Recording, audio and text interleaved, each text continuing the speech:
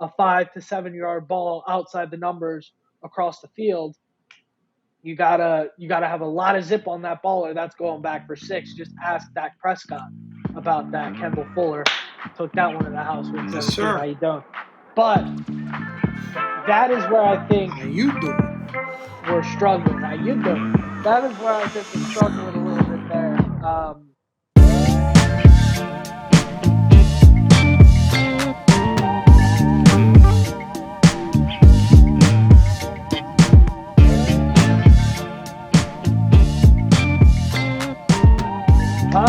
What's going on, man?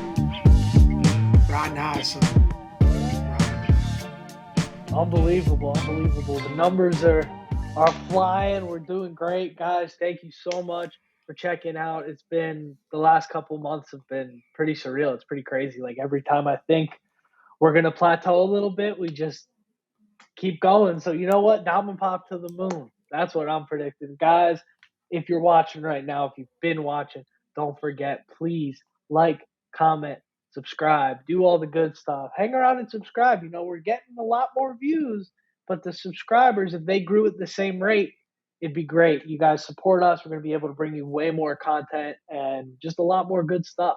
So get in on the ground floor, buy while you can. Check out the last 82 episodes. We got tons of great content up on here. Take a trip down memory lane. Laugh at us for being optimistic about Carson Wentz. Whatever you want to do. It's there's lots of good stuff. So, but more I got importantly, thank you. one question for you. Go ahead. How old is Odell Beckham? Beckham, 96 years old. He's 96 years old on the 15th best wide receiver group in the NFL, which 15 is fine for them, but 18 for us. Get caught, 19. guys. Go back 19, even worse. Go back, watch the last episode. You want to hear about that? We got into the wide Lots receiver. of good rants there.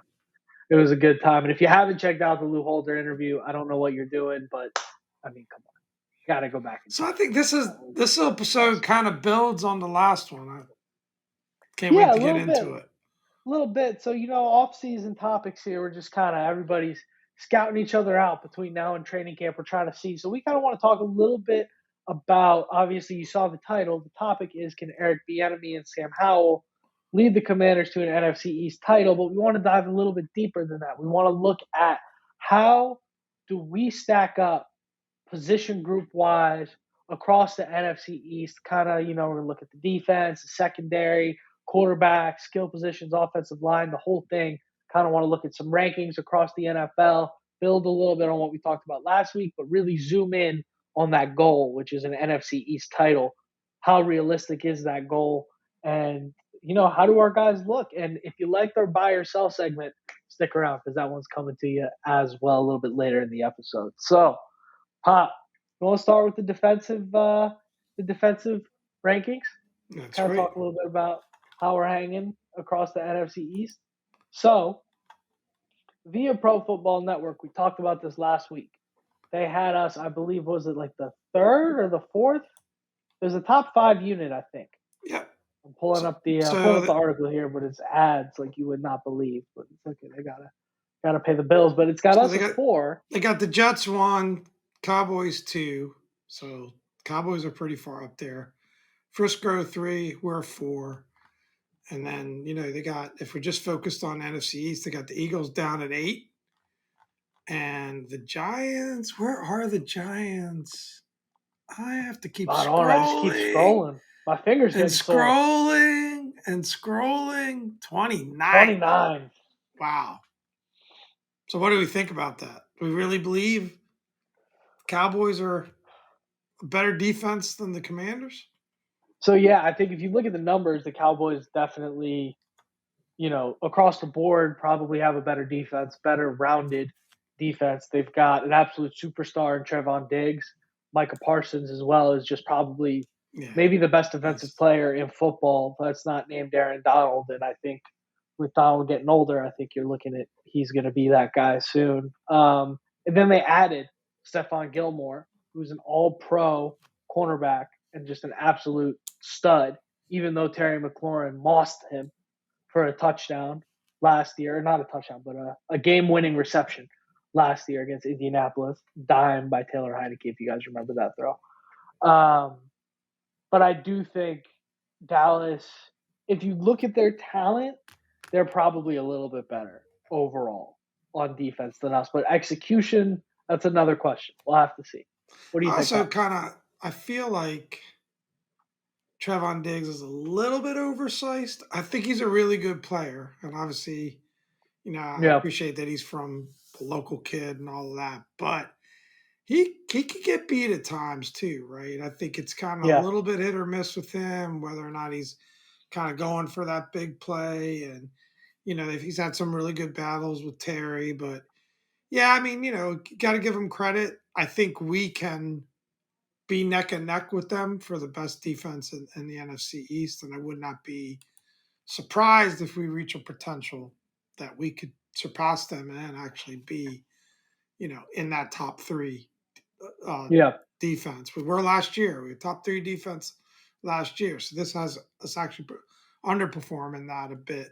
I think when you look at the Eagles, I've said this about the Eagles. You were countering me last week, but they lost both their starting safeties. Now, granted, they had a really big free agency signing there to kind of offset that, but they've definitely got a heck of a defensive line, which we'll get into in a minute. So yeah. yeah, I don't know. Them being at 8, not sure. They gave us a whole ton of problems last year, although we did hit that big win against them. And oh my God, what are we doing, the Giants? How'd they end up finishing higher than us with a defense that's so lowly regarded? Oh, yeah. The Giants, and that's the thing is the Giants defense. Like, if you asked me to put a number on it last year, I probably would have said like 17, 15. They were like right kind of middle in the pack. I thought they were just kind of average. Like they weren't losing games because of their defense. They certainly weren't winning games because of their defense. But I think if you look at the talent, I think they greatly overperformed to get to that middle of the pack level. And I think you just look generally, that kind of thing tends to regress. And I think we'll see the Giants are going to be pretty awful, despite the local boy, the Terp, Deontay Banks, getting drafted there. But I still think their defense is just looks terrible. Philly kind of has the benefit of you have such an elite offense that they're offsetting that defensive group. But they've still got some dogs on that defensive line. It's going to be tough to Well, I think when we it's going talk to be tough to block all those guys. D line rankings, you'll see that I think PFF has them number one. So Yeah, I I'd think agree. So they why don't we agree. just shall we hop over right to that? So Sure. I think we expect us to be right in that top conversation, but the reality of it is the NFC East is so good right Yeah. now that I think it's hard to clearly say we have the best defense in the NFC East. I think we could though. I think that would be of all the Agree. rankings, that's probably the one that is not going to shock people if the Commanders end up number one out of those Agree. groups. Um, That's why I started with the positive in the list. I like it. I like it. And more positive here, we got the defensive line rankings, in which you don't have to scroll too far to find our boys, the Washington Commanders, number 3. But you were right. Philadelphia Eagles sitting there at number 1. They did lose Javon Hargrave, but they got Jalen Carter. So it's kind of like I think Hargrave's kind of getting older. I think Carter's going to be a beast and probably the most talented player in that draft. But you never know Um, with a rookie, right? Got a yeah, you proven really do commodity never know. replaced by a rookie. Yeah. Um, it's an interesting thing, but I think it's you really never know. I think that's really what it comes down to. But I'm gonna go with I think our defensive line will outperform the Eagles defensive line next year. I'm gonna go bold here. I'm gonna go bold. I think right now we're at number 3 because Chase Young is a big question mark. But I think if you said Chase Young is going to be an above average edge, not even the amazing dynamic playmaker that he was, but just above average, I think you're looking at, man, Commander's got to be number 1 on this list in defensive line because I think the rest of the line is just that good with Yeah, I Marquez think we got, Duran I've and said John it, Allen. I've on So, record saying I think our interior defensive line is the best in the league. And that combination of John Allen, Deron Payne, that's the perfect example of the sum of the parts being greater than the individuals. Yeah. Those two have been playing together so long, back to their college days. They really feed off each other. I think this, you know, pray they stay healthy, but there's some really good depth there with Ridgeway and what was his name? Fedarian Mathis. There it is. I There it is. wrote, He I had a wrote note it down. ready. He had a note. I wrote it down. Well done. Well done, Pot. I love that. So, I mean, we're number one, Philly's number three, and then you got, I think Dallas is probably way down at 8. Not way down, They're but all in the top 10. Dallas 8, Giants 9. So and I much think respect to NFC East D lines. I got to be honest with you here though. Giants at number 9. I think this is a total total overranking. Honestly, I think this is a total overranking. I do like Dexter Lawrence and Leonard Williams. I think they're both super talented.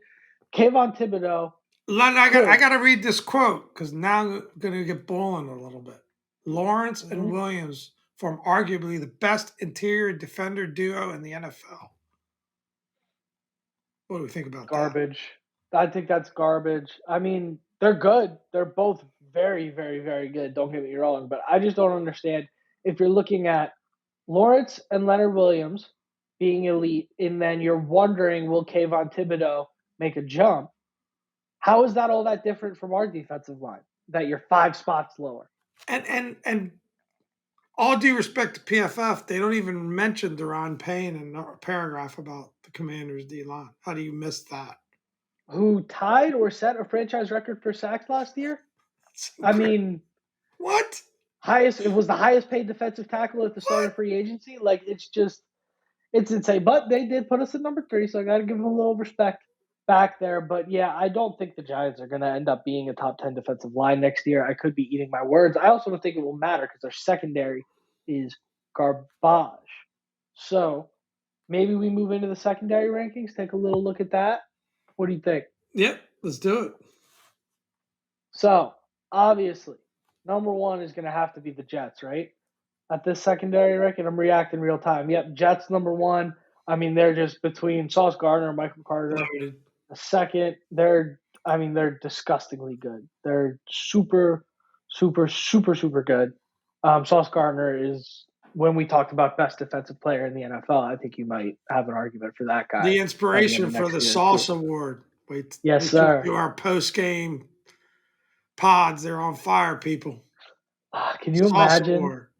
Can you imagine if that guy? I mean, we wouldn't have Jahan Dotson, but can you imagine if that guy was there at 11? Yeah, you'd have Oh, nothing to complain about. That's for sure. oh, that would have been unreal. But then you've got the Miami Dolphins at number 2. Uh, Obviously, nothing really to argue with there. Either Xavier Howard and Jalen Ramsey, both dogs. Eagles at number 3, so clearly not too worried about losing C.J. Garner Johnson because you kept James Bradbury around, which a lot of people were thinking they were going to lose. Um, in general, Eagles strong team at number 3 there. You got the Cowboys down at number 6 with Trayvon Diggs, Stephon Gilmore, and then Malik Hooker's nothing to sneeze at either. And then you've got the Commanders at number 11. Yeah. So honestly, I think Little talent low. wise, I was Little going to say low. hi. I think this is optimistic for us What? across the national media. Across the national media. I think you look at an Emmanuel Forbes, unproven first round talent. You look at Benjamin St. Juice, generally unproven, had a few good games, but generally unproven. He was in his 3rd year last year, and he was Mets on Mets until they moved him outside. Don't make me Kendall get on Fuller the red eye and come obviously out there. Kendall Fuller obviously looked at very highly across the league, but I think this is for the national media. I think this is a very positive reflection of the Yeah, I'm okay Commanders. with the ranking. I mean, to be honest, because I think, when I look at it, I agree with you. It's kind of the potential's there, and the potential's there to be a top 10 secondary for sure, in my opinion. But it isn't proven on the field yet. And I'm kind of a big believer of that as well. That you can't anoint a rookie, but I do think early returns are very strong. drafted heavy in that secondary, and I feel optimistic about that group. And Yeah. I'm not, to be honest, overly intimidated by either the Eagles group or the Cowboys group being significantly better than what the Commanders group could be.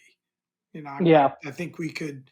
I think we could bold prediction end up having the best secondary in the NFC Well, East. in the NFC? In the NFC East. NFC East. Okay. Well, it would be Okay. the NFC because the Eagles I are guess rated technically third. would be the NFC Right. if we're looking at most of the secondary talent looks like it's in the AFC. Although San Francisco's obviously nothing to sneeze at. You look at Hufunga maybe taking that next step next year. Yeah, it could happen. It could happen. I think we would need to see Emmanuel Forbes have a Sauce Gardner like rise to fame next year, which I mean, sky's the limit for that kid. Apparently, it seems like he's going to do super well. So I'd love to see it. I love your optimism there, but I think 11 is right on the fringe of the top 10. It's one of those things where, like, if you told me 11, I'd say I think we might be better than that. But when I look at the teams in front of us, I'm not too mad at that. So I think I guess third in the NFC East on the secondary. I don't hate it. I don't hate it, but I do think we could maybe overtake Dallas if because of the safety play. I think our safeties are the Cam Curl and Derek Forrest are a force to be reckoned with, and I think we didn't find that out until later in the year last year. So we'll have to see about that one. Giants come in at 24th. That's not a good endorsement for them either. There, real quick. No, Giants secondary is terrible. So how about we go Giants talk a secondary is little painful. about that offense. We spent a lot of time on the defensive side of the board. Let's get over there to that offense. Yeah, I like it. I like it. So we'll go to these. We got these offensive rankings in general here via Pro Football Network again. Our boys holding us down over there. Let's see. Philadelphia Eagles at number 3. This is becoming a pattern, huh?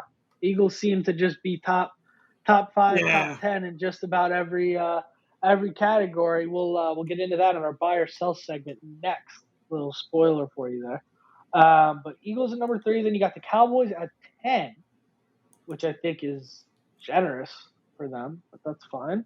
And then scrolling, and at 18, the New York Giants, right about where I figured the Commanders might be. You've got the New York Giants at number 18. That is a surprise, and we are all the way down at the bottom of this offensive ranking at number 30. Woo! So the third worst offense in the NFL. So I think, I don't even know that we need to necessarily refer to the PFF rankings. Maybe we go a little bit rapid fire through these next few, right? Because you get overall offensive ranking. The quarterback. Let's get into quarterback, right? I think clearly you have to say Sam Howell starts at number 4 in that group. Without a But doubt. the question would be, buy or sell. Sold, definitely sold on Jalen Hurts. We'll talk about Dak and Daniel Jones in a bit, but it's really going to come down to so much of the Commanders' success is going to come down. And we've talked about it over and over again, how they can execute the offense with Sam Howell. And got a little bit of national press, Sam did, with the conversation about how they're going to run that offense, right? And I thought there were a couple of really great points made, not only by Dan Orlovsky, Mina Kimes, but also J.P. Finley, in the sense that, one, they're going to use the run game with him a lot more than a traditional Kansas City offense. And he's going to run the Yeah. ball. He's going to be part of that run game. And also, J.P. Finley had a great point where he talked about the arm strength. And the arm strength's not just about the downfield ball. Heineke could drop back 5-7 steps and sling it downfield adequately, right? It's about that out route.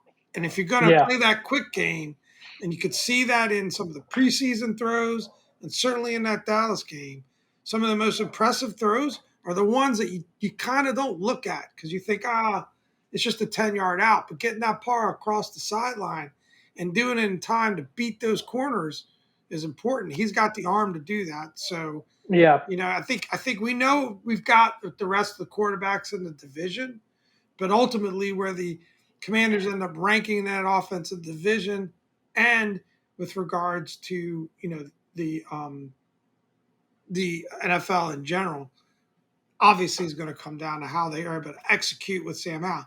And what I like about all that, just I'm sorry about taking a lot of time on this, is I like the idea of leveraging his ability to run while he develops in the quarterback game, in the passing game. And I think it's a Definitely, very smart approach.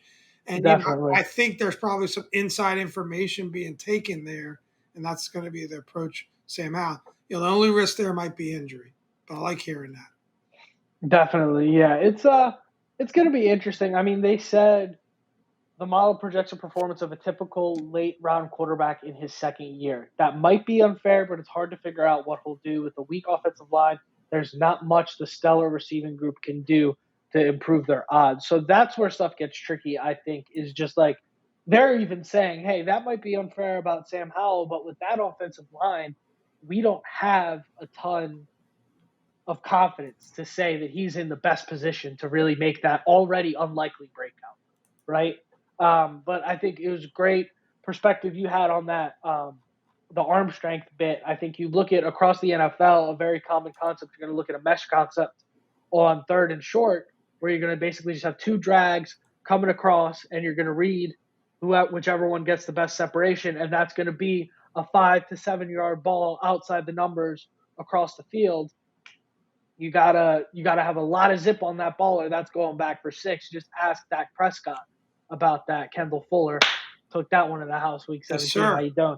But that is where I think How you doing? we're struggling. How you doing? That is where I think we're struggling a little bit there. Is just that offensive line being able to protect him because, I mean, how are you not just going to send the dogs at him all game? But And how that's are we the going to be able to that's do the anything point. about it? I think that they're gonna. The thing about it is, and you just described it beautifully, son, is that you got to be able to make that throw. So Yeah, from a mental perspective, that's a relatively simple play to make, right? Because it's quick, players open, but you got to have the arm to execute it, yeah, right? So that's what separates Sam Howell from a Taylor Heineke, right? And hopefully they can break the game down enough from a mental point of view to keep it simple for him. He can keep the defenses off balance with his legs, but he can execute those quick throws across the field because he's got the arm strength to do that. agreed. I think if he's able to keep the pass rushers honest with his ability to scramble and get outside the pocket, and now you've got to put the defense in contains instead of just sending those edge rushers out on you. I think if he's able to do that, that's going to change the game a lot. But we'll just have to see. We need a bigger sample size. We're going to have I to mean, see on that one. The O line is a problem, right? We've talked O about line it. is I think terrible. you go to PFF rankings, and I'm scrolling. Interesting enough, Giants 29, Commanders 30, so they're not too high on the Giants either. Yeah, But that's something that I think, unfortunately, we've put ourselves in a position where we're going to have to work around that O line. But I think notoriously O lines prefer run blocking over pass blocking. So I think you're going to see the run game featured a lot heavier with this team. I really do. yeah, and especially with Eric Bieniemy, former running back, former running backs coach, now moving into the offensive coordinator position with us. There's going to be an emphasis on the run game because let's be honest, he doesn't have Pat Mahomes and No, Travis Kelce. yeah. He just doesn't. So we're going to And by, have to run the football. and by the way, Eagles at 1, Dallas at 5. So quite a disparity in that NFC East with a top 5 O lines between the Eagles and the Cowboys, and bottom 5 in the Commanders and Giants.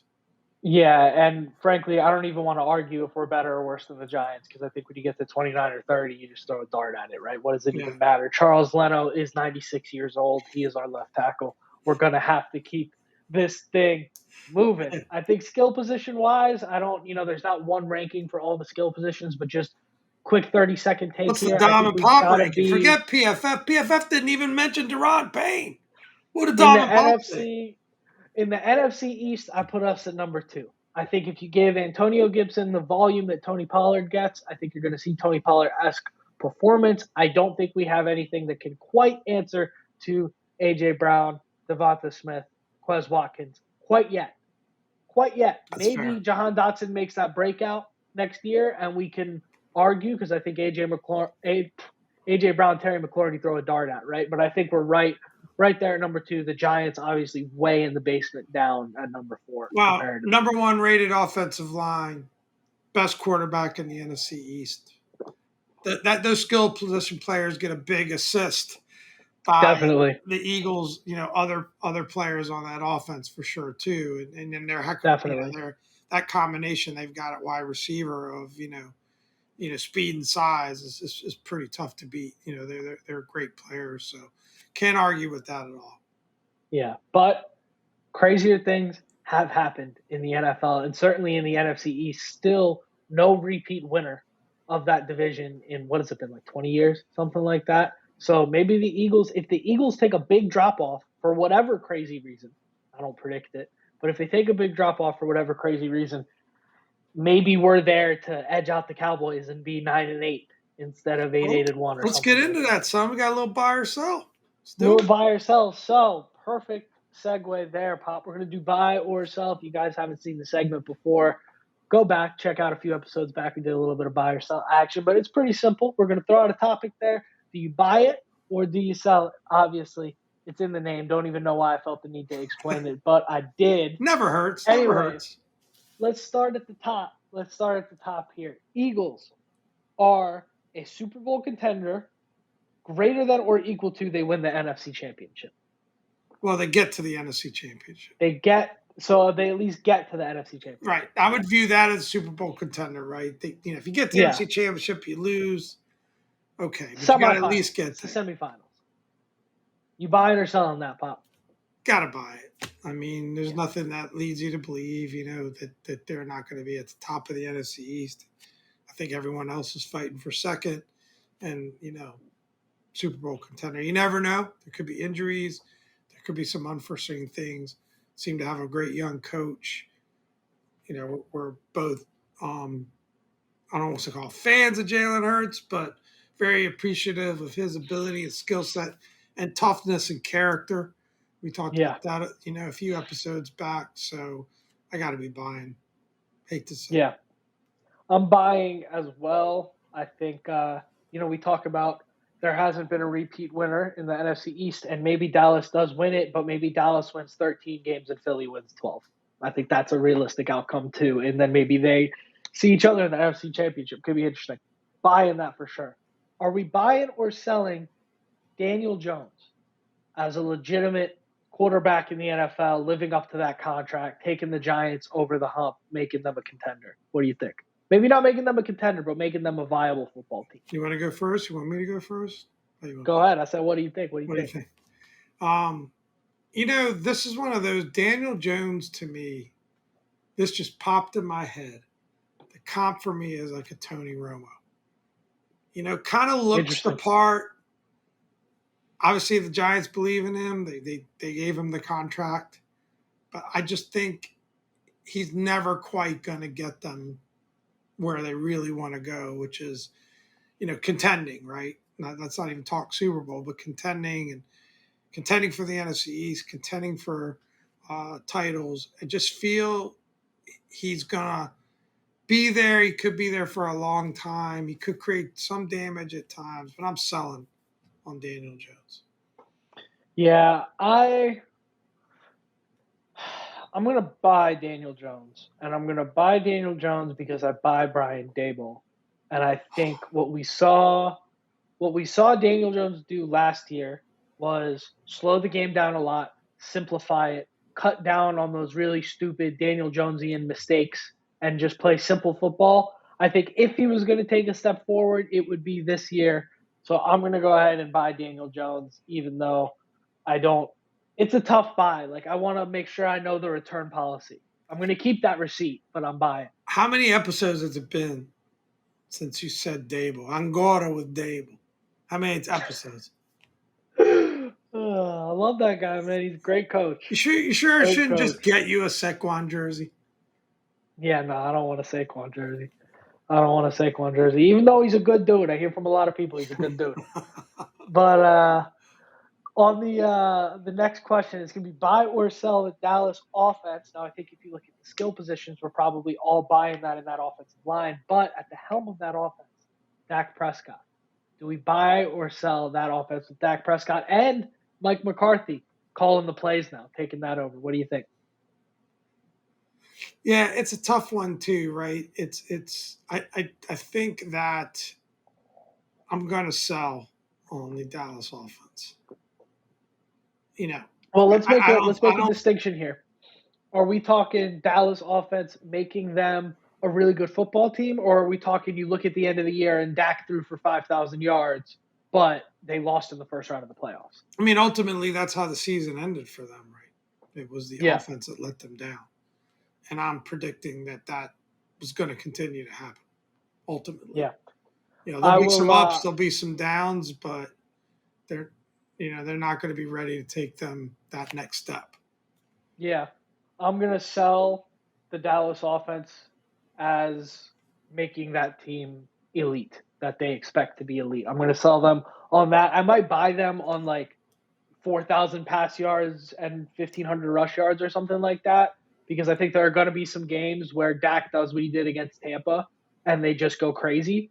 But I think overall, we've seen how this movie ends enough times. Dak just, I don't think he's got that killer in him like Jalen Hurts and like maybe Daniel Jones. I can't believe I bought that. But I'm going to sell that Dallas offense for sure. So And here that's we it. Like, go. you could fill the stat sheets up at times, right? Yeah. And you can have hot and cold. Maybe, you do some good things in the fantasy leagues. But at the end of the day, when it comes crunch time, when you got to play the Eagles, for the division, or you get into the playoffs, or you're going to have another first round exit. And, it's got to be better than just okay. It's Yeah. got to take it to the next level. That's why I'm Yeah, and selling. it's tough. And for Dallas, especially, like you said, they're going to be more than likely playing on the road in that wild card game every year, as long as Jalen Hurts stays healthy, I think. So it's going to be a challenge for them. So Commanders, to wrap up the episode, the title of the episode. We're not buying that they're going to win the NFC East. Let's get that out of the way. I think we can agree on that, unfortunately. I'm not wearing my Ashburn Syndrome t shirt today, so I can't do it. Okay? But I think greater than or equal to third place in the NFC Set East. that bar a little low there. I almost said second, but it went with third. Are we buying or That's an selling that? improvement over where we It were. is an improvement. Yeah. It would be an improvement, especially if you look at last year, third place in the NFC East got you into the playoffs with the Right. Giants, and they went and spanked Kirk Cousins. They got True. that playoff win. So if we could get third place in the NFC East and beat Kirk Cousins, I'm not saying it's personal, but it's kind of personal. From what It I would be remember awesome. about that game, didn't Dable quarterback, and then he got a pick six, and then he ran in for the winning touchdown. It was all Yep. Coach Yep. Dable. Yep. It was doing the punt pass kick competition on the he was out there, man. Fable was killing it. All right, for those of you new to Um the pod, Dominic has a very disturbing, for his pop at least, man crush on Giants coach Dable, but yeah, I'm a I'll pro forget him the for it. West Coast branch is very pro Brian Dable. We believe in him over here. Um I wish he was on 31 other teams, but I do believe in what he's doing over there in New York. So, are we buying or selling? Third place in the NFC East. What do you think? I'm buying that. We're going to be Huff better. is We're going to be buying. third or better. I think we might even be able to sneak into that second spot. I'm buying it as well, and I'll tell you why. I think we are going to be a little bit better than most people think next year. I don't think we're going to be, and by that I mean like 9-8. Like I think we handsomely secure a winning record next year. 9-8 is right about where I have us. But I think New York takes a step back, and to no fault of Daniel Jones, I think Saquon is not going to be able to be that threat that he was last year that allowed that offense to really operate at the level that they were operating at with Saquon coming back, being healthy, and then you look at he couldn't even stay healthy the whole rest of that season. He kind of went off a cliff That's the towards biggest the end of that concern there. year. And now we're looking at, are they going to pay him? Are they not going to pay him? If they do pay him, what can they afford to change? And you look at both sides of the ball, they're just terrible in the trenches, and they are so weak in the secondary. I think that's just a combination for disaster. And I think you look at that team, I think the reason why I'm so pro Dayball, I think they really overperformed the talent level on that roster last year to get to just being mediocre was a great overperformance where I think we underperformed. And I think both of those teams regressed to the mean a little bit in terms of the talent to performance ratio. And I think we overtake them as a result. So I'm buying as well. Where do you ultimately think the Commanders are going to finish?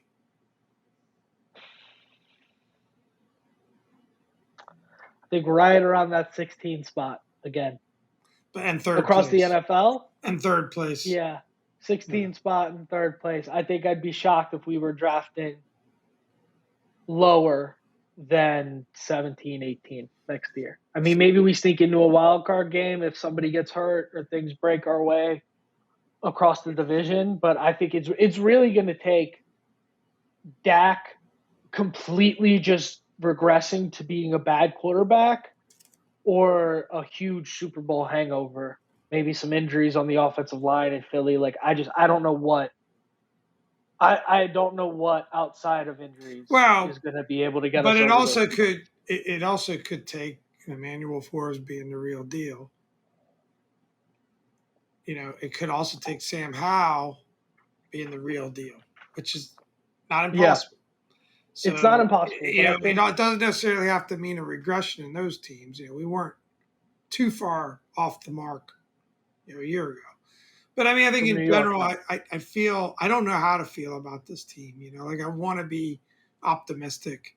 I do believe that in the talent of the team as compared to say the last 5 years. I think it's Ron Rivera's most talented team. How about I put it that way, right? Not going too far back. And I do think the quarterback position is about as good a position as it's going to get. And ultimately, we want to see what we got in Sam Howell. It's the right thing to do. Whether it works or not is another story. But it's just teetering. It's teetering. You could easily see it go 6-11, as well as you could see maybe it being, a 10-7 season. Maybe 1 or 2 wins better than what you're predicting if things break right. But we had a comment on the pod a couple pods ago that basically said, like, if you look at, we tied New York. If you turn that into a win, we're at 9 wins. Tennessee, Carson Wentz throws an interception on the goal line in a game that we should have won. Right. You flip that into a win, that's 11 wins. And then if anybody in the world other than Carson Wentz in the world starts at quarterback against the Cleveland Browns, I think we win that game. It's a 12-win team. I'm not saying we belong in the category with 12-win teams, but I'm saying, and we got a lot of good bounces too. Let's call a spade a spade. Yeah, and I think my final thoughts are like this. You could have a scenario, and JP talks about this all the time, right? Where there are actually things about this team that you look at and you go, wow, that looks better. So you might look at Sam Howell and go, that looks better. But does it translate, and is it good enough in his real first year as a starter with that offensive line to translate into victories, right? Yeah. And, is an 8-9 season, but he clearly looks like a guy that you want to continue to grow with and invest with. You could have a very different feeling coming out of an 8-9 season with a Sam Howell, who is still your QB1 going into the next season, than if, than we did last year, quite frankly, and we didn't know what the heck was going to happen at quarterback. So, there's that scenario is very possible too. Yeah, it's just one of those years where it's getting tricky. These pre-training camp pods, it's so hard to project because there's just, like you said, there's so many variables. And especially, I think, we talked about this a lot last year. We got a little more experience now. This is our second off season doing this. it's hard to predict what happens, but at the end of the day, this is really going to come down to, just like it came down to Carson Wentz last year. This is really going to come down to what is Sam Howell capable of. And we had our good friend Lou on here a couple weeks ago telling us this guy looks like he can play the position. It's pretty clear he can play the position. So maybe there's some room for optimism there. We'll see. Until then, guys, I say we wrap this thing up. I've been Dom. This is Pop. Thanks for another great week.